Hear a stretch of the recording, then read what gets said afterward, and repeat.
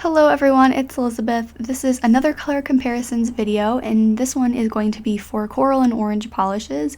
If you've been following my channel for a little bit, you'll probably know that I really love coral, peachy, orange polishes like this, so I do have quite a few of them. I'm really excited to see how they compare with each other because they look super similar in the bottle, but it's always really interesting to see how the formulas and colors actually really compare. So with that being said, let's get into this video, and also I have a playlist on my channel where you can check out all of the other color comparison videos that I have done, and you can check out that card on the top right hand corner of your screen. So let's get into this one. This first category is my favorite, and this has the more peachy coral polishes, ones that have just a little bit more pink in them.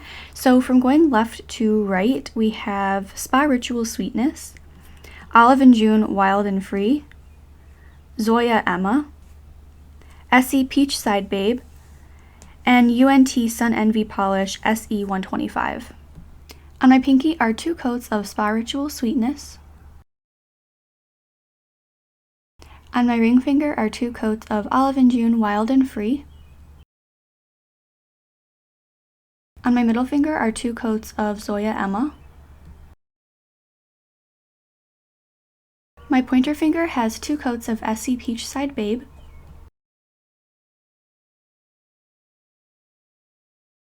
Finally, on my thumb are 2 coats of UNT SE 125. Here are the side-by-side comparisons, and right off the bat I think you can really tell that Zoya Emma and Essie Peach Side Babe are super similar. In fact, they're almost completely exact dupes. The one thing I will say is that I do think the Zoya formula is a little bit better than the Essie one, at least the Essie bottle that I have.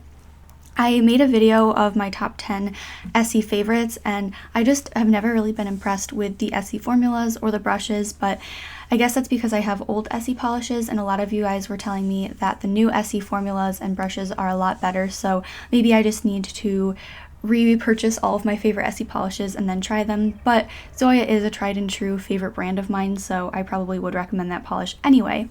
Moving on from there, I remember swatching the Olive and June collection, and Wild and Free was one of my favorites because I thought it was super unique, and you can tell that it is really different than the other two, the UNT one and the Spiritual one, but they are super similar polishes. You really probably couldn't tell a huge difference, but you can tell that the Spiritual one is a little bit lighter. I think the Olive and June one has a little bit more pink, and then the UNT one has a little bit more orange, so very slight differences. They are different, but at the same time they are super similar polishes. Here we have the more orangey coral polishes, the ones that just have a little bit more orange in their formulas. So from left to right we have China Glaze Son of a Peach, Zoya Sawyer, China Glaze Pilates Please, China Glaze Delta Darlin, and OPI I'm Getting a Tan-Gerine. On my pinky are 3 coats of China Glaze Son of a Peach. On my ring finger are 2 coats of Zoya Sawyer. On my middle finger are 2 coats of China Glaze Pilates Please. On my pointer finger are 2 coats of China Glaze Delta Darlin. Finally, on my thumb are 2 coats of I'm Getting a Tan-Gerine from OPI. Here are the side-by-side comparisons, and I was really surprised to find out that this looks more of a Skittle manicure than me trying to find dupes for polishes. All these polishes I thought looked at least somewhat similar in their bottles, but they are completely different polishes. One thing I will say is that my bottle, at least, of China Glaze Son of a Peach is a very thin, streaky formula. I had to apply 3 coats, and honestly the polish could have used 4. I think it's a beautiful color, but it does require some effort to apply to the nail. And then I thought that China Glaze Delta Darlin and OPI I'm Getting a Tan-Gerine were going to be very similar polishes, and I was proven wrong. The OPI one is definitely a lot lighter than the China Glaze one, and then China Glaze Pilates Please I thought reminded me of Olive and June Wild and Free, so I also swatched those and compared them, so here is that clip.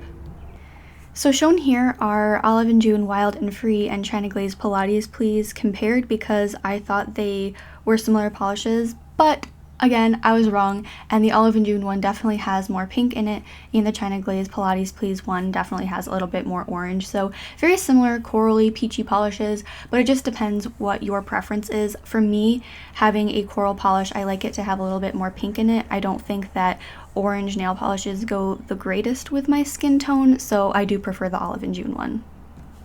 Finally, we have the bright orange nail polishes to compare. So from left to right, we have China Glaze Stoked to be Soaked, China Glaze Good as Marigold, Olive and June Sweet and Gracious, and OPI No Tan Lines. On my pinky are 2 coats of China Glaze Stoked to be Soaked. On my ring finger are 2 coats of China Glaze Good as Marigold. On my middle finger are 2 coats of Olive and June Sweet and Gracious. And on my pointer finger are 2 coats of OPI No Tan Lines. Here are the side-by-side comparisons. As you can see, China Glaze Stoked to be Soaked is very different, and it's a lot darker than the other polishes, which I kind of saw in the bottle, but I also just wanted to see how they compared. Then moving on, I think that China Glaze Good as Marigold and OPI No Tan Lines are very similar polishes.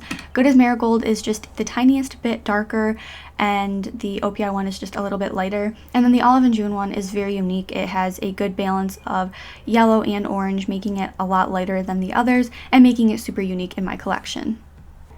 That is going to be it for my coral and orange polish comparisons. I really hope you enjoyed this video, and I hope that you are enjoying this color comparisons series. As always, let me know what you think of this video in the comments, and let me know what color you think I should do next.